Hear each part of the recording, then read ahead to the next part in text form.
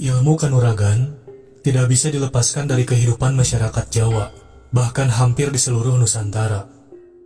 Selain untuk menjaga diri, ilmu kanuragan juga dipercaya dapat meningkatkan derajat seseorang yang memilikinya, hingga kemudian mendapat gelar sebagai jawara. Ajian-ajian ilmu kanuragan ini dahulu banyak digunakan oleh para prajurit perebut kemerdekaan.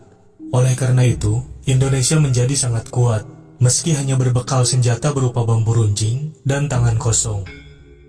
Bahkan, konon saat ini masih ada beberapa orang yang memiliki ilmu-ilmu tersebut, dengan berbagai syarat, pantangan, serta amalan yang harus dijalaninya. Lantas, apa saja aji-ajian sakti tersebut? Mari simak selengkapnya dalam video ini. Orang-orang Jawa zaman dahulu dikenal memiliki ilmu-ilmu kanuragan yang kuat. Konon hingga kini, masih ada sejumlah orang yang mempelajari ilmu tersebut. Ilmu kanuragan terdiri dari kemampuan melindungi diri, serta kemampuan menyerang secara supranatural. Banyak pendapat pro dan kontra mengenai ilmu tersebut. Pro, apabila digunakan untuk menolong orang lain. Kontra, karena berkaitan dengan hal-hal mistis. Berikut ini beberapa ajian sakti kanuragan Jawa yang sangat melegenda.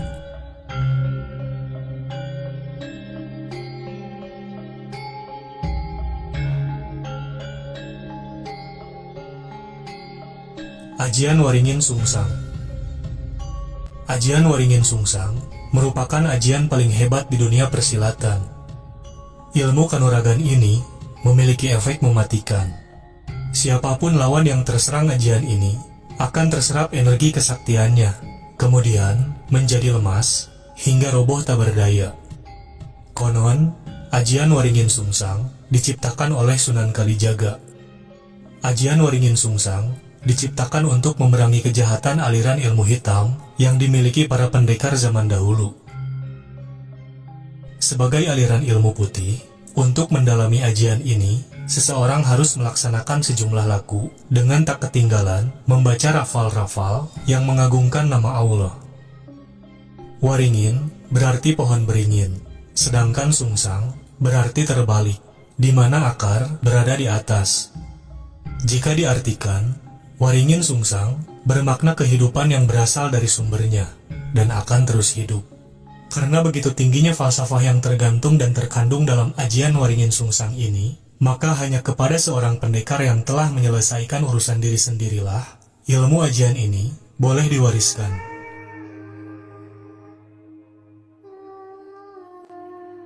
Ajian Rawa Rontek. Ilmu ajian Rawa Rontek termasuk aliran ilmu hitam yang banyak dimiliki oleh para jawara tanah Jawa kala itu. Mereka menggunakan ajian ini untuk memperoleh kehidupan yang kekal. Siapapun yang mendalami ilmu Rawa Rontek dan mencapai kesempurnaan ajian ini, maka ia tak bisa dikalahkan. Tubuhnya yang terluka saat bertarung dapat dengan sekejap kembali pulih. Bagian tubuhnya yang terputus dapat kembali menyatu. Bahkan, konon ketika ia mati pun dapat hidup kembali.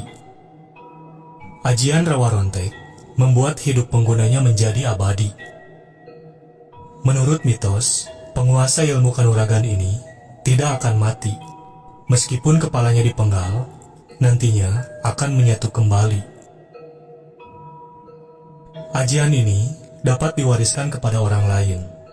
Apabila telah diwariskan, maka si pemilik sebelumnya akan kehilangan kesaktian, lalu menjadi manusia biasa.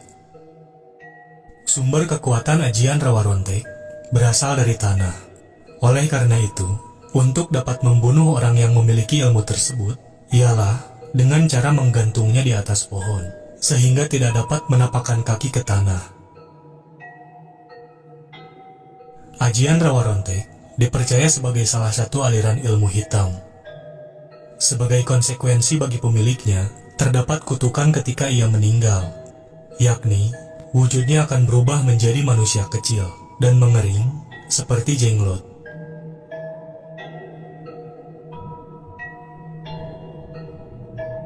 Ajian Lembu Sekilan. Orang yang memiliki ajian Lembu Sekilan akan menjadi seorang yang sakti mandraguna karena memiliki tameng tebal. Ketika bertarung dengan musuh, tubuh pendekar pemilik ilmu Lembu Sekilan tak akan tersentuh lawan. Bahkan, saking kuatnya ilmu ajian ini, senjata atau pukulan lawan akan melenceng sekitar 50 cm dan hanya mengantarkan angin saja. Untuk mendalami ilmu Lembu Sekilan, seseorang harus menjalani puasa ngidang selama 40 hari. Puasa ngidang yaitu puasa yang dimulai pada Kamis Wage dan dilakukan layaknya puasa pada umumnya. Yang membedakan hanya dalam hal ketika buka dan sahur. Dalam puasa ngidang, hanya diperbolehkan memakan dedaunan berbumbu garam ketika buka dan sahur. Lalu, minum menggunakan air kendi. Setelah selesai berpuasa 40 hari, dilanjut dengan puasa ngebleng selama 3 hari 3 malam. Tidak boleh makan, minum, dan tidur. Ajian ini banyak digunakan para prajurit perebut kemerdekaan. Oleh karena itu, Indonesia tak terkalahkan, meski hanya berbekal senjata berupa bambu runcing, bahkan dengan tangan kosong sekalipun. Salah satu pemilik ajian ini adalah Joko Tingkir, sang pemberontak di Kesultanan Demak, sekaligus pendiri Kerajaan Pajang.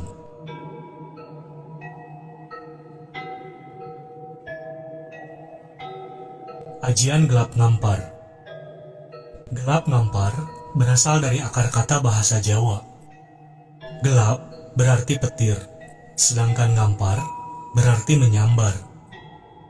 Maka, gelap ngampar berarti petir yang menyambar-nyambar. Ilmu gelap ngampar ini konon juga dimiliki oleh Patih Gajah Mada. Ajian gelap ngampar tergolong sebagai salah satu ilmu tingkat tinggi, dan tak semua orang dapat mencapai tingkatan ajian ini. Jika disalurkan lewat suara, maka yang mendengar bentakannya akan menjadi tuli dan gila. Mantra ajian ini dibaca di tengah riuhnya peperangan. Siapapun yang mendengar teriakan pemilik ajian ini akan tersimpuh, menyerah, atau langsung melarikan diri. Dan bila ajian ini disalurkan lewat telapak tangan, maka bagian tubuh yang terkena pukulannya akan terasa nyeri dan panas, seperti tersambar petir. Ilmu kanuragan ini memiliki mantra yang harus dibaca ketika hendak menggunakannya.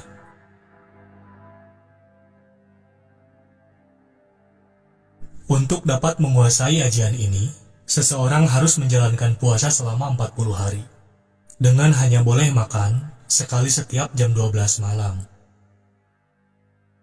Setelah itu, dilanjut dengan puasa Lowong, 7 hari 7 malam, yang dimulai pada Sabtu Kliwon.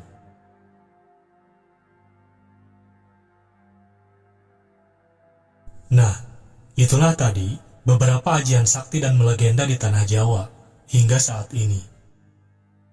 Bagaimana tanggapanmu?